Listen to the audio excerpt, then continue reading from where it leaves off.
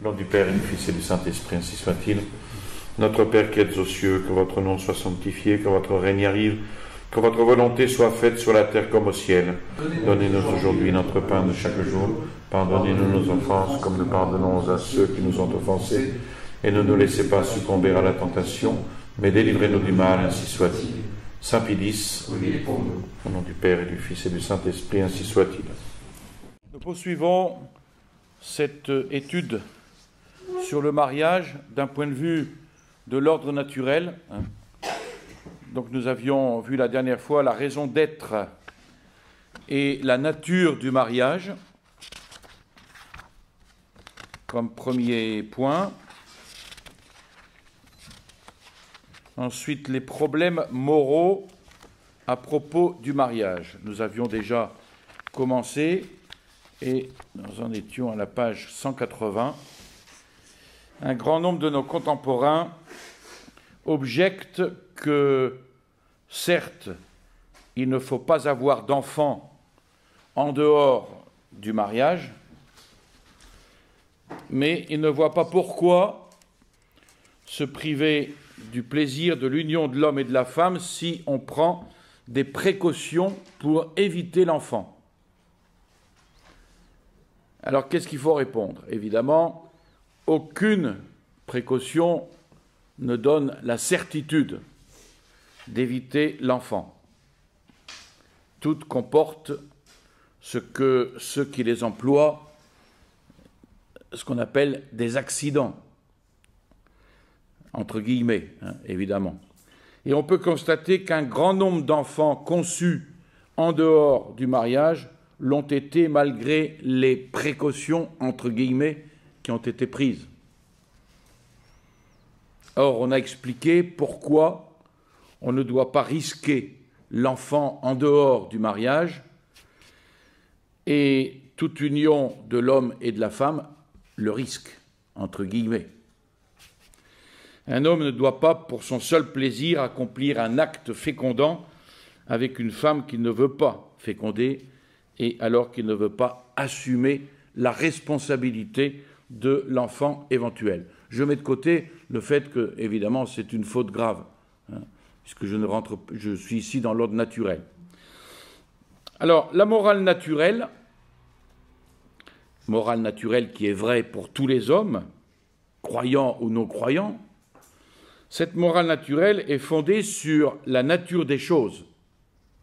Et l'Église n'a pas le pouvoir de changer la nature des choses. Il ne s'agit pas ici de mesures disciplinaires que l'Église aurait décidées pour les seuls catholiques et qu'elle pourrait modifier.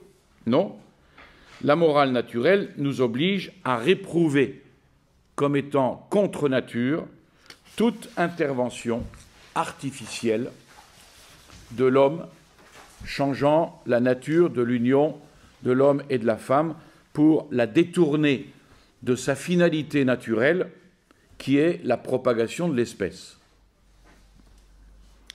La biologie prouve avec certitude que la sexualité n'a aucune autre finalité naturelle que la propagation de l'espèce. Et les procédés anticonceptionnels sont donc directement contraires à l'ordre naturel. C'est d'ailleurs pourquoi ils sont tous physiologiquement ou psychologiquement déséquilibrants, le besoin naturel ne pouvant être satisfait normalement que par une union naturellement accomplie. Donc si nos contemporains ont si souvent du mal à comprendre cela, c'est que leur esprit est évidemment trop souvent déformé par l'influence des philosophies nominalistes qui ne reconnaissent pas une nature des choses, fondement d'un ordre naturel et d'une finalité naturelle des choses. Donc les procédés anticonceptionnels sont même, parce que directement contre nature, ils sont même, on pourrait dire, plus graves que l'union d'un homme et d'une femme naturellement accomplis en dehors du mariage, même si cela reste une faute grave. Au moins si on les considère en eux-mêmes indépendamment des circonstances. Ceci permettait d'ailleurs de comprendre la statistique qui montre que les régions les plus chrétiennes étaient souvent là où il y avait le plus de filles mères. Cela ne veut pas dire d'ailleurs que les jeunes filles étaient pour autant plus chastes, mais qu'elles employaient davantage les procédés anticonceptionnels. Ceci dit, il subsiste une objection. Est-ce qu'on ne pourrait pas admettre l'union d'un homme et d'une femme en dehors du mariage dans les cas où on a la certitude qu'elle ne pourra pas provoquer une conception, comme par exemple une femme ayant dépassé l'âge, ou la stérilisation, etc. Donc quiconque subirait une influence nominaliste et n'aurait pas la ferme notion d'une nature des choses ne verrait ici que le cas particulier et serait incapable de répondre à cette objection. Il faut en effet répondre que la nature des choses subsiste dans les cas particuliers où quelque empêchement accidentel perturbe son fonctionnement normal. Un enfant qui, par suite d'un accident en cours de grossesse, sans ses deux mains, ou sans ses deux pieds, ou aveugle, ou sourd, ou idiot, il a pourtant une nature de bimane, de bipède, doué de la vue, de l'ouïe, de l'intelligence, même quand la conception de l'enfant est accidentellement impossible. La nature de la sexualité humaine, profondément différente, on l'a vu, de celle animale, reste la nature d'une sexualité qui est faite pour un enfant qui doit être éduqué, c'est-à-dire faite pour ne s'exercer que dans le mariage. Donc faite pour s'exercer dans un don de soi, par amour d'une personne, à une personne, à l'intérieur d'une vie commune, durable, où des conjoints qui s'aiment et qui se sont donnés l'un à l'autre par amour veulent vivre ensemble. Il en résulte donc que des unions passagères et capricieuses, même si elles apportent une satisfaction purement physique et sensuelle, ne peuvent pas satisfaire psychologiquement la sexualité humaine dont la nature ne comporte pas seulement la complémentarité physiologique, mais surtout la complémentarité psychologique, qui, elle, n'est satisfaite que dans la vie commune, durable, fondée sur la réciprocité de l'amour. Donc ces partisans d'unions capricieuses, passagères, considèrent en général l'union de l'homme et de la femme comme un jeu où l'amusement comporte de changer de temps en temps de partenaire. Mais l'union d'un homme et d'une femme n'est pas un jeu. Elle est par sa nature un acte générateur d'un enfant qui doit être éduqué. Et pour ce motif, elle est, même quand il n'y a pas d'enfant, don d'amour réciproque entre deux personnes qui veulent vivre ensemble. Donc la finalité naturelle de la sexualité humaine, qui est l'enfant à éduquer dans un foyer fondé sur le mariage, a pour conséquence que même quand elle n'est pas atteinte, cette finalité naturelle, a pour conséquence que même quand elle n'est pas atteinte, la nature humaine, la nature de l'amour humain qui résulte de cette finalité, comporte le don stable de personne à personne et ne peut se satisfaire que dans la vie commune durable. Alors, le devoir de chasteté en dehors du mariage n'est réalisable d'une manière physiologiquement et psychologiquement équilibrée que dans et par la maîtrise de soi, conforme à la nature de la sexualité humaine, évidemment aussi dans la grâce de Dieu, évidemment, mais je suis ici sur un plan purement naturel. Donc ce devoir de chasteté en dehors du mariage n'est réalisable que dans et par la maîtrise de soi, conforme à la nature de la sexualité humaine, qui comporte de ne s'exercer que quand on le veut et comme on le veut. Et cette maîtrise de soi, elle doit être formée par l'éducation. Et elle est liée à l'ensemble d'une vie morale vertueuse. Et qui dit vie morale vertueuse, dit évidemment l'aide de la grâce sanctifiante, par le moyen de la prière, des sacrements. Cette maîtrise de soi, donc, doit être formée par l'éducation. Elle est liée à l'ensemble d'une vie morale vertueuse, où c'est dans tous les domaines que l'être humain doit être maître de lui-même et doit se gouverner lui-même par sa volonté. On perdrait son temps à demander, par simple respect d'une règle extérieure, la chasteté en dehors du mariage, à des personnes qui, par ailleurs, se livrent en tout, sans frein, à leur cupidité, à leur passion, et n'ont été formées en rien à la maîtrise d'elles-mêmes dans aucun domaine. Et c'est un préjugé très répandu de considérer le débauché comme un modèle de virilité. Bien au contraire, la débauche, c'est un laisser-aller qui est un manque de virilité. Et la vraie virilité, elle se trouve justement dans la maîtrise de soi. Il y a ici une application de la doctrine de la connexion des vertus. Ce serait une grave erreur que de réduire la morale naturelle et chrétienne à la chasteté en dehors du mariage. Celle-ci n'est qu'un élément dans l'ensemble d'une vie morale et un élément qui ne peut être séparé de l'ensemble d'une vie morale,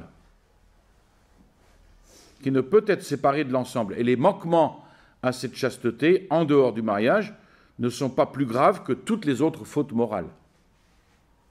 Le luxurieux, même si c'est une faute grave que la luxure, mais le luxurieux n'est pas pire que l'avare, et celui qui est le pire de tous, c'est certainement l'orgueilleux.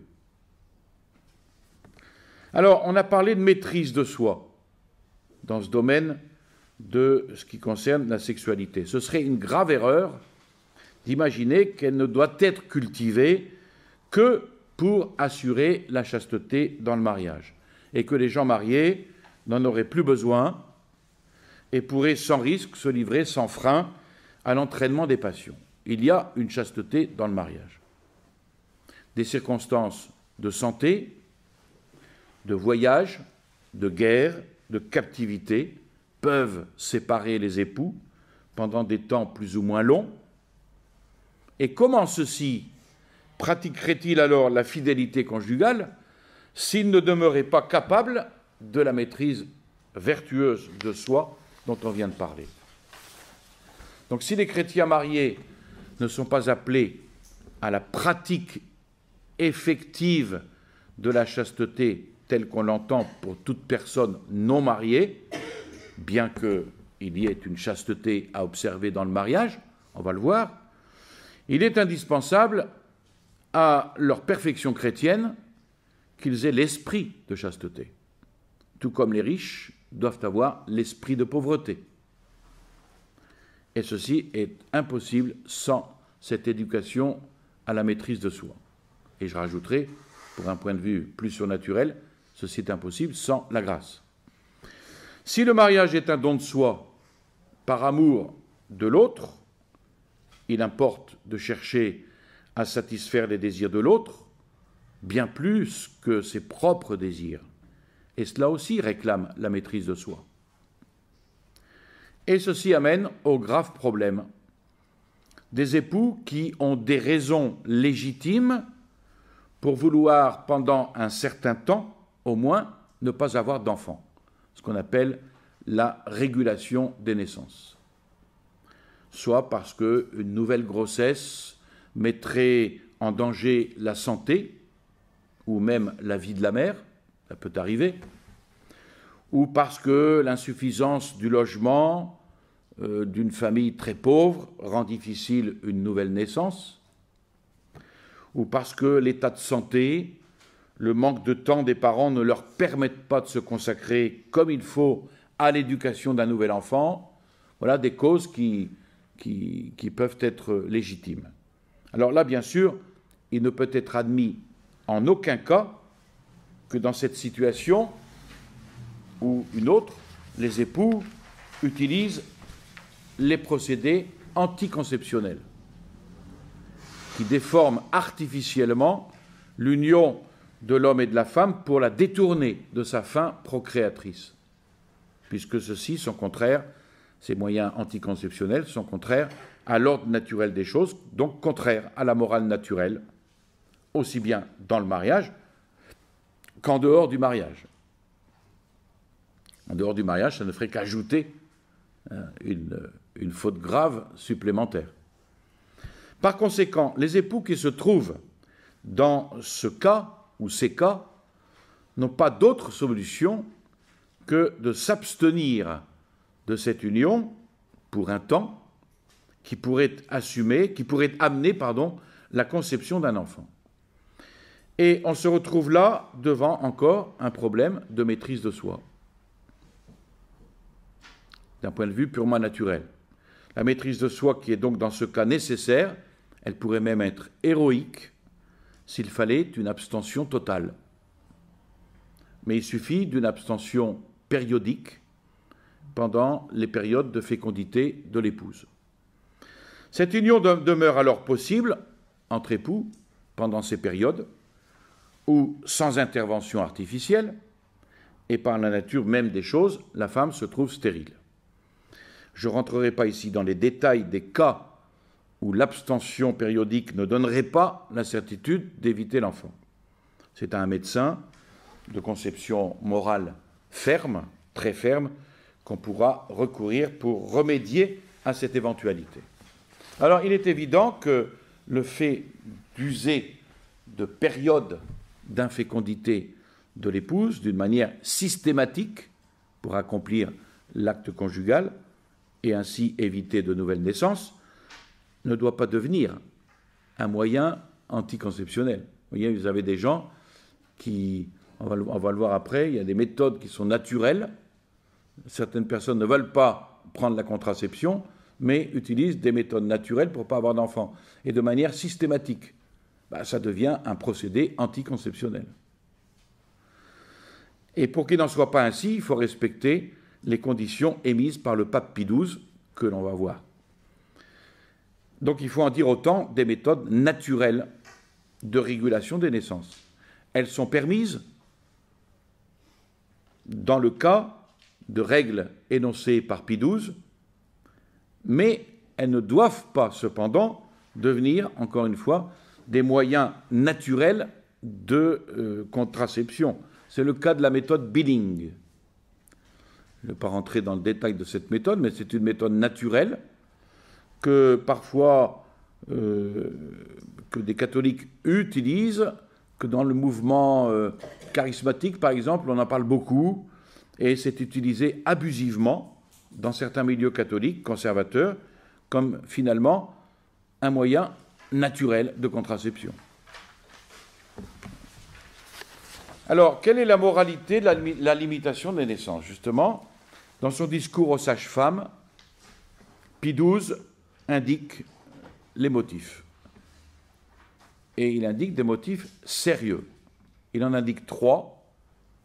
L'indication médicale, l'indication eugénique et l'indication économique et sociale. Donc ici, limitation des naissances, ça veut dire que je peux profiter des périodes d'infécondité de l'épouse pour accomplir l'acte conjugal. Alors, mais pour des motifs sérieux. Le premier motif, c'est l'indication médicale.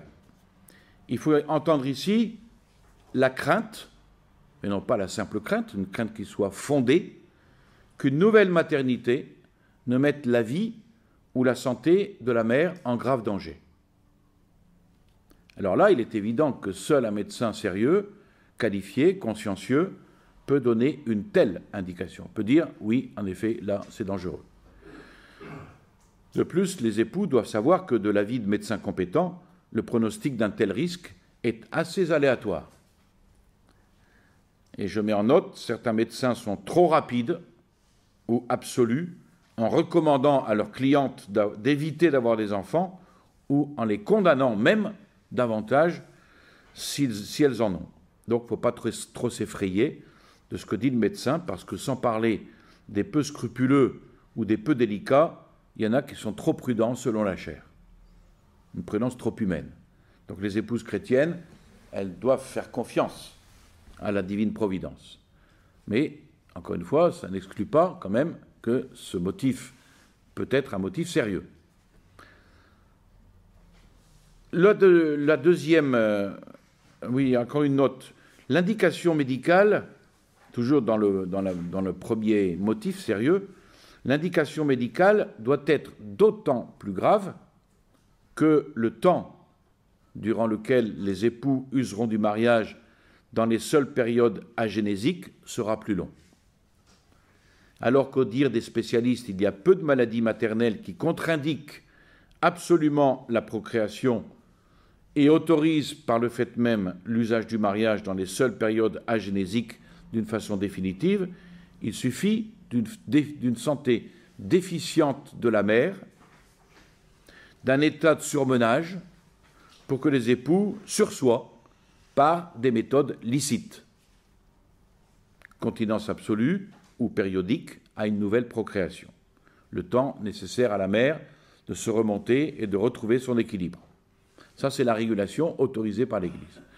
Le deuxième motif sérieux, c'est l'indication eugénique. Alors, elle existe toutes les fois que les époux ont une quasi-certitude de mettre au monde des enfants tarés, au physique ou au moral, et probablement incurables. Voilà, monsieur, madame, on a un enfant, il est trisomique, ils en ont un deuxième, il est trisomique, et s'ils en ont un troisième, il sera trisomique.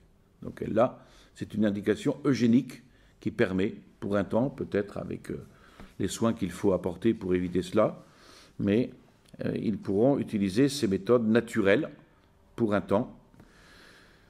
Elle existe donc, cette indication eugénique, chaque fois qu'un mauvais état de santé de l'un ou l'autre risquerait de leur faire avoir une progéniture déficiente. Alors c'est parce que, alors on pourrait dire, mais s'ils ont eu 2 enfants trisomiques, eh ben, ils pourraient en avoir un troisième et un quatrième et un cinquième. Alors on sait qu'un enfant trisomique, ça demande quand même une attention tout à fait spéciale. Hein. Donc Pie XII le considère comme une indication.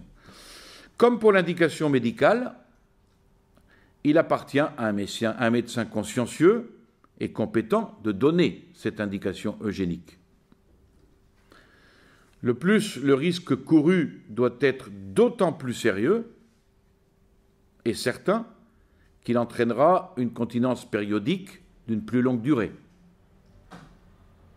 Alors qu'il faut une quasi-certitude de mettre au monde des enfants tarés pour pouvoir utiliser définitivement une méthode naturelle, une probabilité sérieuse d'avoir un enfant déficient suffit pour sa pratique momentanée.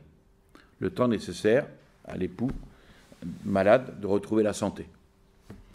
Et puis le troisième motif qui permet cette régulation naturelle des naissances, c'est l'indication économique et sociale. Alors ici, attention, il ne faut pas entendre la simple appréhension de ne pouvoir élever une famille plus nombreuse. Vu les temps qui courent, vu l'essence et le gasoil qui montent, les prix qui augmentent, etc., je crains que... Non, ça c'est une appréhension et ça ne suffit pas. Voyez. Ni non plus la perspective d'être gêné un jour sur le plan économique et social par une nouvelle naissance. Ça ne vaut pas. Ce qui ne vaut pas non plus, c'est le sentiment qu'il vaut mieux avoir peu d'enfants afin de leur donner une plus belle situation sociale. Ça, ce n'est pas un motif valable. Et en note, je précise, l'Église reconnaît tout le bienfait de l'éducation chrétienne surtout, qui surpasse infiniment celui de la simple naissance. Est-ce qu'elle ne nous fait pas chanter dans la nuit pascale « Rien ne nous eût servi de naître si nous n'avions été rachetés ». La doctrine catholique n'adopte aucunement les thèses natalistes outrancières. Si elle voit dans la vie un grand don de Dieu, elle apprécie plus encore la formation religieuse et vertueuse du caractère qui fait user sainement de ce don. De sorte que la sagesse pourra parfois détourner de naissances trop multipliées qui rendraient impossible cette heureuse formation.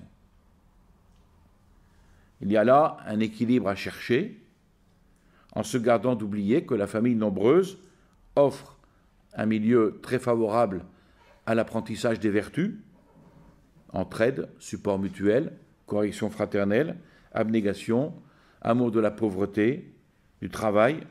Tout cela fleurit naturellement dans une famille nombreuse. Donc, par indication économique et sociale, il faut donc entendre une situation de fait.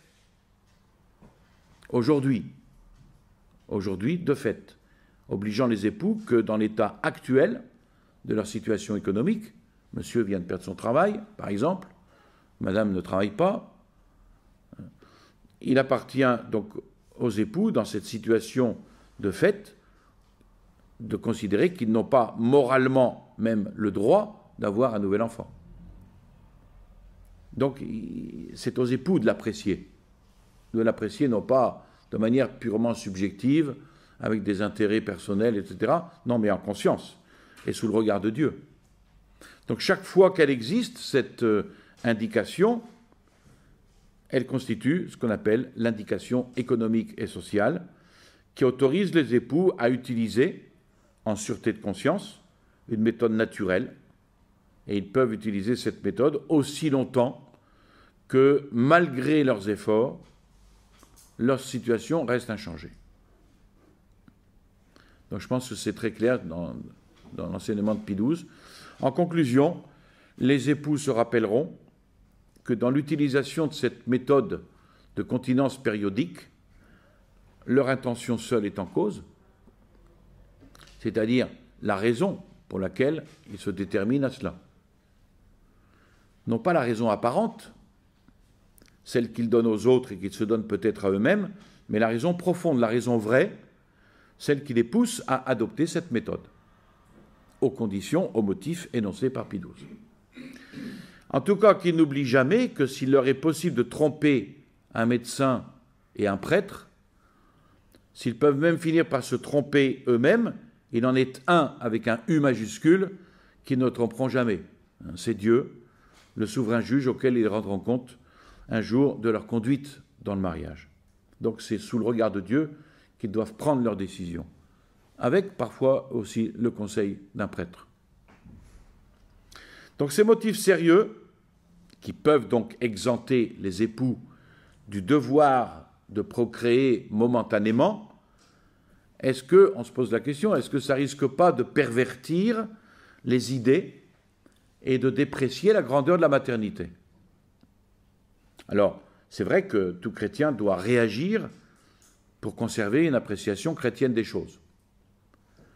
Ils se souviendront que s'il y a des conditions et des circonstances où les époux, sans violer la loi de Dieu, peuvent éviter la procréation des enfants, cependant, ces cas de force majeure n'autorisent pas à pervertir les idées, à déprécier les valeurs et à vilipender la mère qui a eu le courage et l'honneur de donner la vie. Cela fait appel à la question de mariage et continence. L'être humain, c'est un être raisonnable, qui, à la différence des animaux, ne se laisse pas guider aveuglément par ses instincts. Mais il est appelé à dominer son corps pour le faire servir au plan de Dieu. La continence, donc, consiste à s'abstenir volontairement de l'acte conjugal durant une certaine période, quand c'est utile à l'âme, parfois, quand c'est nécessaire à la santé physique ou à l'équilibre de la famille. Ici, ce sont les motifs énoncés par Pie XII. Cette continence, elle est possible. Là, je sors de l'ordre purement naturel, pour rentrer un petit peu dans l'ordre surnaturel. Cette continence, elle est possible avec la vertu de tempérance. Une vertu qui a pour fin de réguler les appétits de la chair selon la droite raison, dans laquelle on va mettre la gourmandise, etc. Cette vertu, elle s'entretient par la prière, par la pratique régulière des sacrements de pénitence et d'Eucharistie, par l'esprit de mortification, par la dévotion à la Sainte Vierge. Et c'est possible. Donc il y a diverses sortes de continence. Il y a la continence totale temporaire, pour le bien spirituel des époux. Les époux peuvent donc se priver de l'acte conjugal momentanément et pour des motifs supérieurs, comme par exemple pour se donner plus à la prière, à la pénitence, pour se dédier à une œuvre d'apostolat, etc. Cette pratique, elle est bonne, si elle est prise d'un commun accord. Est-ce qu'elle ne devra jamais être prise si l'un des deux n'est pas d'accord? Et pour un temps seulement. Il faut cependant la suspendre dès qu'un des époux fait savoir à l'autre que cette pratique lui devient difficile et qu'il demande l'acte conjugal qui est un dû dans le mariage, un devoir de justice. Et là, comme je le mets, il y a devoir à ce moment-là, en justice, d'accéder à la demande de l'autre conjoint. Et puis il y a une continence totale temporaire pour espacer une naissance. C'est un petit peu une redite, mais j'insiste un petit peu pour bien faire comprendre. Il est permis d'espacer les naissances s'il existe des raisons proportionnées, on les a vues, une sérieuse fatigue de la mère, et dans ce cas, les époux peuvent utiliser la continence totale pour ne pas avoir d'enfants tant que dure cette fatigue. Elle est possible, avec la grâce de Dieu, qui est d'une aide puissante pour conserver, pour acquérir la chasteté conjugale, et qui peut conduire les époux vers plus de sainteté, plus de renoncement. Elle demande peut-être aussi une attention plus grande à l'autre. Elle se vit dans la prière mutuelle, dans le recours au sacrement, dans l'affection, l'attention, la délicatesse mutuelle à chaque instant de la journée qui va aider dans ce sens. Et puis la continence périodique, on l'a vu. Comme dit le pape Pie XII,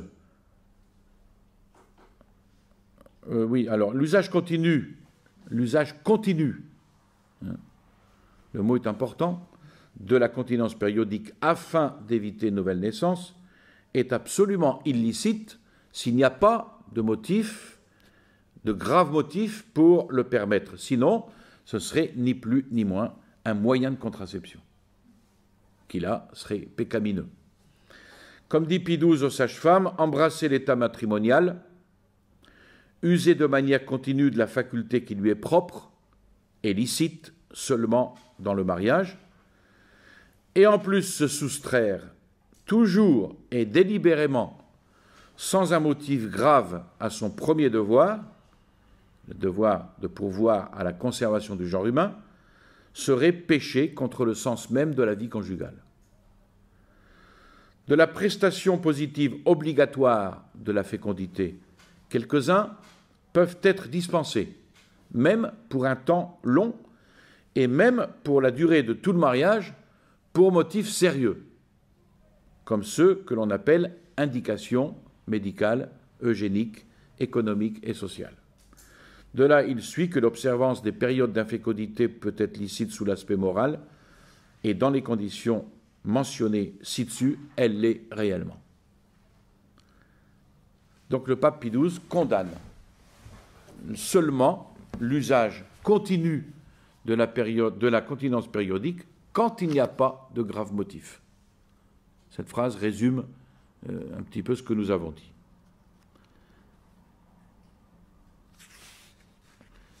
Alors, à la page suivante, quelle propagande doit être faite sur les méthodes de continence périodique? On a vu que ces méthodes sont légitimes dans certaines conditions. Pie XII recommande de ne pas se laisser conduire à une propagande injuste, inconvenante. Et malheureusement, cette attitude n'est plus celle de la Rome d'aujourd'hui. Le cardinal Gagnon, en juin 1986, au congrès de la Fédération internationale d'action familiale, vous trouvez la référence dans la documentation catholique numéro 1925, adresse un message en employant la formule « procréation responsable ». C'est ce qu'on entend aujourd'hui dans l'Église conciliaire, dans le milieu catholique, procréation responsable.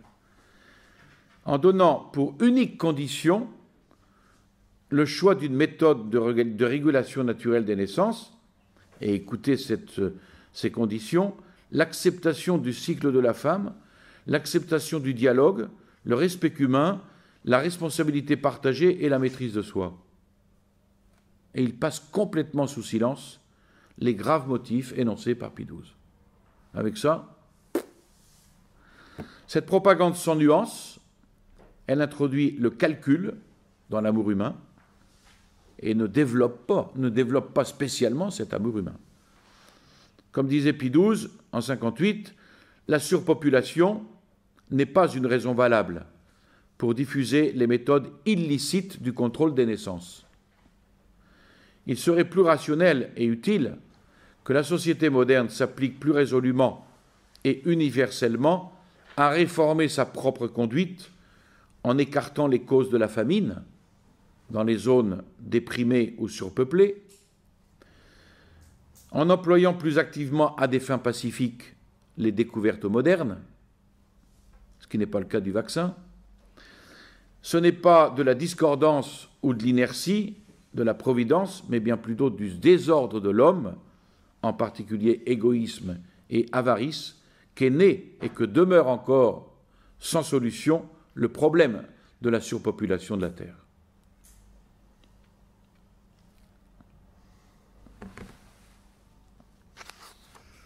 Alors ensuite, il y a la continence totale, parfois obligatoire pour tous. Quand la médecine interdit absolument une nouvelle maternité, l'unique solution pour les époux se trouve dans une continence absolue tout le temps que dure le danger médical. Comme dit Pie XII dans son discours aux sages-femmes, dans ces cas extrêmes, toute manœuvre préventive et tout attentat direct à la vie et au développement du germe sont interdits en conscience et exclus. Et une seule voie demeure ouverte, à savoir l'abstention de toute activité complète de la faculté naturelle. Et à ceux qui disent « nous ne pouvons pas », il faut rappeler cette phrase de saint Augustin, « Dieu ne demande pas des choses impossibles, mais quand il ordonne, exhorte, et à faire ce que tu peux, et à demander ce que tu ne peux pas, et qu'il t'aide afin que tu puisses le faire. » Et Pie XII de dire « Il est bien clair que celui qui ne veut pas se dominer lui-même ne le pourra jamais. Et que celui qui croit pouvoir se dominer en s'appuyant uniquement sur ses propres forces, sans chercher sincèrement et avec persévérance l'aide de Dieu, restera misérablement déçu. »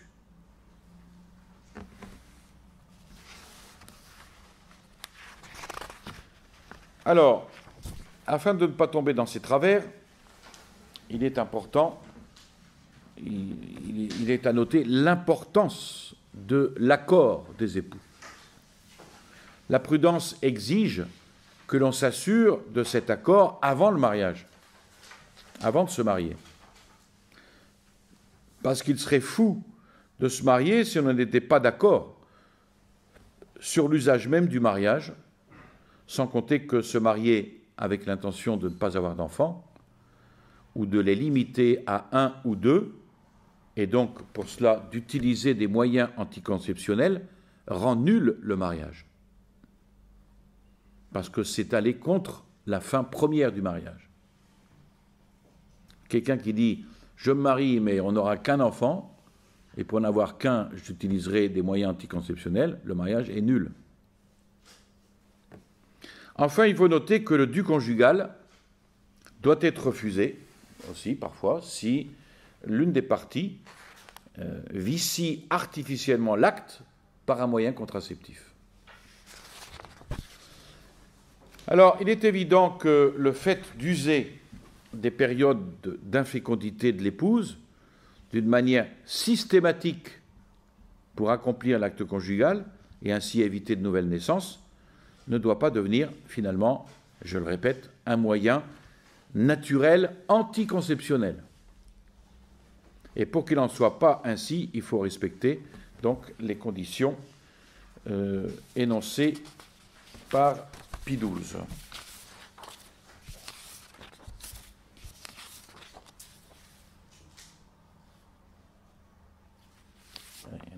Il y a une répétition. On va passer au milieu de la page. Donc, afin de ne pas tomber dans ces travers, il est donc à noter l'importance de l'accord des époux. Bon, je donnerai ça après. Alors, ce qu'on a dit des procédés anticonceptionnels, page 195, nous amène à affirmer maintenant que la morale naturelle s'oppose à tout ce qui est contre nature dans l'usage de la sexualité, c'est-à-dire tout ce qui n'est pas l'union réalisée entre un homme et une femme dans le mariage. À signaler ici la condamnation de l'insémination artificielle. On ne peut l'admettre ni pour la femme célibataire, puisqu'on ne doit pas avoir d'enfant en dehors du mariage, ni pour la femme mariée avec un donneur de semences autre que le mari, parce que ce serait pour elle un adultère d'être fécondée par un autre que le mari, ni la semence du mari qui est obtenue par un acte solitaire qui serait contre nature, qui est un péché. Donc c'est contre nature, l'union aussi, il faut le préciser, aujourd'hui à notre époque, parce qu'il y a tellement de vicieux, avec un animal d'une autre espèce, l'union homosexuelle aussi est contre nature. Je le répète, l'union homosexuelle est contre nature. L'acte solitaire aussi incompatible avec l'usage naturel et la finalité naturelle de la sexualité.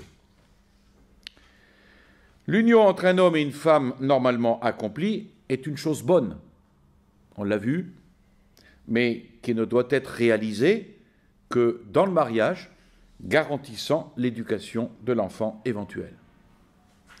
Et les fautes en dehors du mariage peuvent être aggravées par certaines circonstances.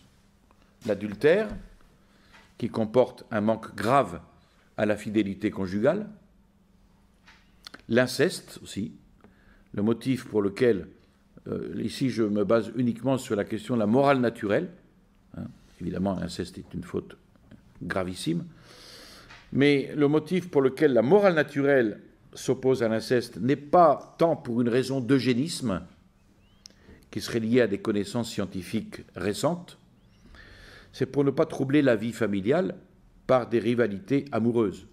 Si l'on admettait l'inceste, on verrait des frères rivaux autour d'une sœur ou des sœurs rivales autour d'un frère. Et puis le viol, qui constitue un attentat d'une extrême gravité contre la liberté humaine. Quant aux gestes et attitudes qui préparent et qui amènent à cette union naturelle de l'homme et de la femme, c'est admis entre époux, qui ont à se préparer à cette union sous la seule réserve que ceux-ci y gardent la maîtrise d'eux-mêmes. Évidemment, ces gestes et attitudes ne peuvent être admis en dehors du mariage. Donc c'est pour ça qu'il faut rejeter très fermement cette espèce de jeu d'excitation amoureuse que le vocabulaire contemporain appelle le flirt. Faire croire à quelqu'un qu'on l'aime alors que c'est du jeu. De là le fait qu'il faille veiller à la question de la danse, qui devient une véritable étreinte, comme c'est le cas aujourd'hui, dans les nightclubs ou les discothèques. Il s'agit évidemment ici de la danse à deux, de notre époque individualiste, et non pas des danses folkloriques, des danses collectives ou par groupe que comportaient des anciens usages ou des usages locaux tout à fait respectables. Donc une jeune fille peut peut-être ne pas toujours sentir le danger, mais elle doit savoir que si elle est plus lente à émouvoir consciemment, elle doit se savoir responsable de ce qu'elle provoque chez le jeune homme, qui sur ce point est plus enclin à la faiblesse. Et ceci est valable pour la tenue féminine, évidemment. C'est le même argument. Alors, est-ce qu'on doit faire une exception pour les fiancés? C'est-à-dire ceux qui ont pris la ferme décision de se marier, puisqu'ils se sont accordés l'un à l'autre un amour par lequel ils se destinent au mariage. On a coutume de dire que les fiancés doivent se comporter avant le mariage comme frères et sœurs. Et c'est très juste. Avec, évidemment, quelques nuances. Comme par exemple se tenir par la main. Vous voyez, c'est des nuances qu'on fait quand même. C'est vrai qu'un frère et une sœur qui se tiennent par la main, ça fait un peu bizarre. Mais bon, donc ce sont ici des nuances. En se promenant, par exemple. Donc ils doivent tout faire pour ne pas devancer, évidemment, le mariage. Ce qu'on appelle mettre la charrue avant les bœufs. Car les fiançailles, même publiques, et même sanctionnées par un rite religieux, c'est-à-dire la bénédiction, ne sont pas le mariage. Les fiançailles ne sont pas le mariage, parce qu'elles ne constituent pas comme lui, comme le mariage, un engagement irrévocable, donnant une garantie certaine de stabilité. En effet, les fiançailles peuvent être rompues, elles ne doivent être pas décidées à la légère, ni rompues à la légère, mais elles peuvent être rompues dans des cas graves. Il faut ici condamner fermement ce qu'on appelle le mariage à l'essai. Les partisans de cet essai avant le mariage prétendent que le temps des fiançailles ne devrait pas seulement permettre de vérifier l'accord psychologique, mais encore physiologique. Eh bien, c'est faux. Quand il y a accord psychologique authentique et certain entre deux êtres normalement constitués, l'accord physiologique doit en résulter par la nature même des sexes. Donc il appartient à la prudence ici, encore une fois, de préciser ses limites dans chaque cas particulier, selon les tempéraments, selon les circonstances, chacun devant prendre conseil d'un guide spirituel qui les connaît bien, parce que les fiancés doivent s'éduquer à la maîtrise d'eux-mêmes, en demeurant vigilants, pour éviter de folles ardeurs qui pourraient les entraîner là où ils ne voulaient pas. Et après, il sera bien trop tard pour pleurer. De plus, quand les fiancés se trouvent en public, ça c'est un autre argument, ils doivent d'autant plus penser à l'exemple que donne leur attitude. Voilà. Je vous salue Marie, pleine de grâce, le Seigneur est avec vous. Vous êtes bénie entre toutes les femmes, et Jésus, le fruit de vos entrailles, est béni. Sainte Marie, Mère de Dieu, priez pour nous pauvres pécheurs, maintenant et à l'heure de notre mort, ainsi soit-il. Au nom du Père et du Fils et du Saint-Esprit, ainsi soit-il.